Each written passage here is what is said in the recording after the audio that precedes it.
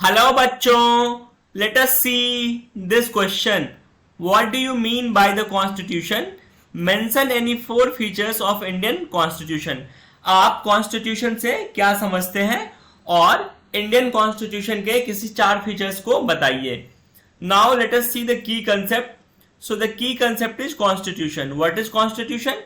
A Constitution is defined as the set of written rules that are accepted by all the people living together in a country. It determines the relationship of the people and the government.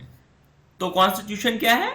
Constitution एक set of written rules है जो किसी country में रह रहे सारे लोगों को एक्सेप्टेड होता है और यह सरकार और लोगों के बीच का रिलेशनशिप बताता है.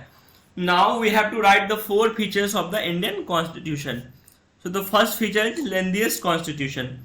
It is the lengthiest and the longest written constitution in the world. It has 395 articles, 8 schedules when it was finished.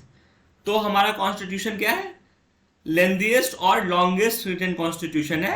जब यह बना था इसमें 395 आर्टिकल्स और 8 शेड्यूल्स थे. Drawn from the different sources. It adopts various provisions from the Constitution of Canada, Australia, Germany, USSR and France. तो हमारा constitution जो है वो अलग अलग देशों के कॉन्स्टिट्यूशन को स्टडी करके और उससे जो प्रोविजंस है उसको अडॉप्ट करके बना है, जैसे कि कनाडा, ऑस्ट्रेलिया, जर्मनी, यूएसएसआर और France. Fundamental rights from the American constitution. Basic structure such as federal system, judiciary, governors, emergency powers from the government of India act 1935. तो फंडामेंटल राइट्स अमेरिकन कॉन्स्टिट्यूशन से लिया गया है. Basic structure जैसे federal system, judiciary, governors, emergency powers वो government of India act 1935 से adopt किया गया है. Parliamentary form of government. In a parliamentary form of government, executive is part of the legislature and there is collective responsibility of the council of ministers to the legislature. तो इसका मतलब क्या है? इसका मतलब ये है कि जो लेजिस्लेचर्स होते हैं और एग्जीक्यूटिव्स होते हैं वो रिस्पॉन्सिबल होते हैं किसी भी काम के लिए, किसी भी प्रोविजंस के लिए. और काउंसिल ऑफ मिनिस्टर्स किसके लिए रिस्पॉन्सिबल होते हैं?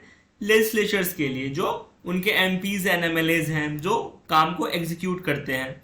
तो काम यदि ठीक से एग्जीक्यूट नहीं हुआ तो मिनिस्टर्स रिस्पॉन्सिबल होंगे, एमएलएज रिस्पॉन्सिबल होंगे, एग्जीक्यूटिव भी रिस्पॉन्सिबल होंगे.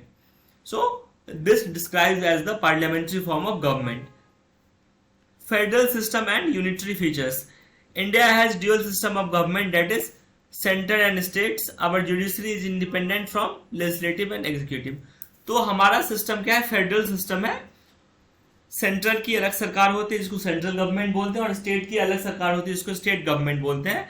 और हमारी जो जुडिशरी है वो क्या है? इंडिपेंडेंट है लेजिस्लेटिव और एग्जीक्यूटिव से.